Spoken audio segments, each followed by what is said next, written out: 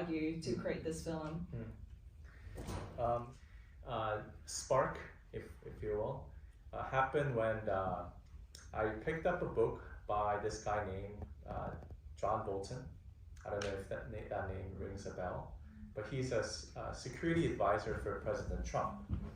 And he published a book in 2020 at the height of the pandemic, a book called The Rumor It Happened. In the book, it's an autobiographical sort of essay where he talks about Hanoi summit between Kim Jong-un, Trump, and Moon Jae-in.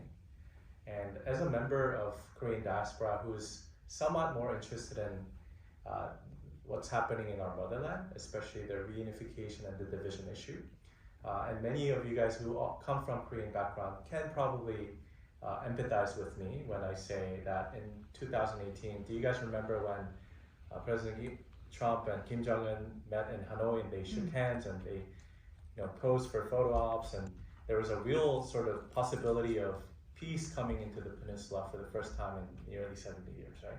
Everyone was getting hyped up, at least people around me, right? And so, and what happened?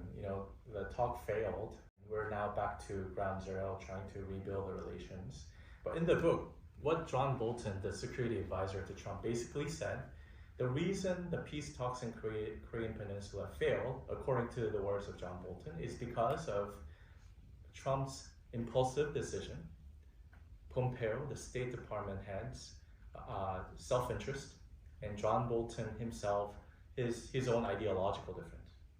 That's the reason that the peace talks in the Korean Peninsula failed. I'm sure there's more complicated reasons and factors that came into play, but at least when I was reading those lines, I thought to myself, wow, the fate of an entire country and region literally hinges upon the decision of three old white American men, right? And I started hypothesizing, what if one of those positions were occupied by a Korean American, or they had an aide or staffer who was Korean American, to whom the fate of the peninsula is just more than a political calculation. My second question is Joseon, the title of the film. It's a very interesting choice. I wonder how you came with this title. Now I think back and think, if I type Chosen documentary on Google, there's like 50 Jesus documentary and like the Jewish diaspora. So in hindsight, I should have named it like Chosen 2020, or to distinguish itself from all the other Chosen Jesus tales. But chosen, right? It means like selected, right? Elected. Also, if you play the film all the way through, at the end of the ending credit, I reference briefly how in 1882, when the first American ship landed in Korea, they signed a treaty between the U.S. and Korea. In the first official American document in referencing Korea is the Chosun dynasty, which is in reference to the Joseon dynasty, and they spelled it this way. And thirdly, just as interestingly, Chosun, if you pronounce it phonetically in Korean, literally it means first time elected, just by sheer chance. So I wanted to, it's a word play. I thought it's a clever, three meaning in one word. Do you have any next project like in mind, or anything that like you can share with us at this point?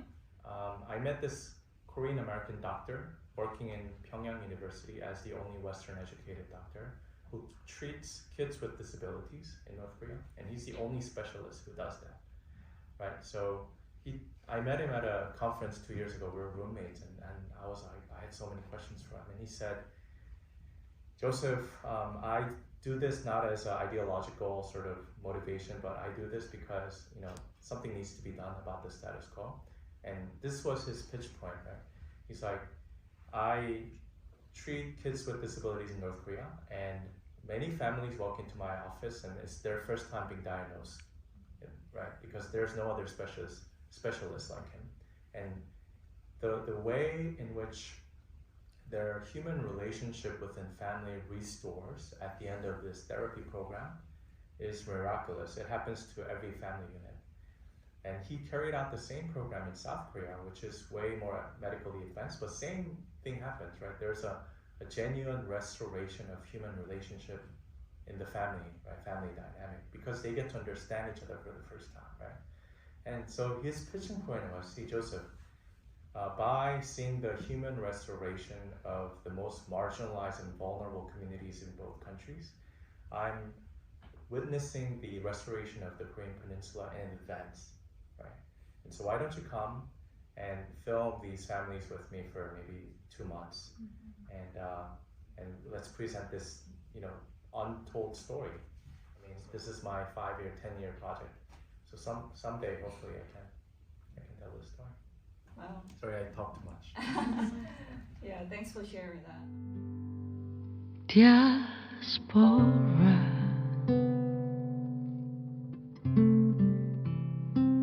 You remind me of pain.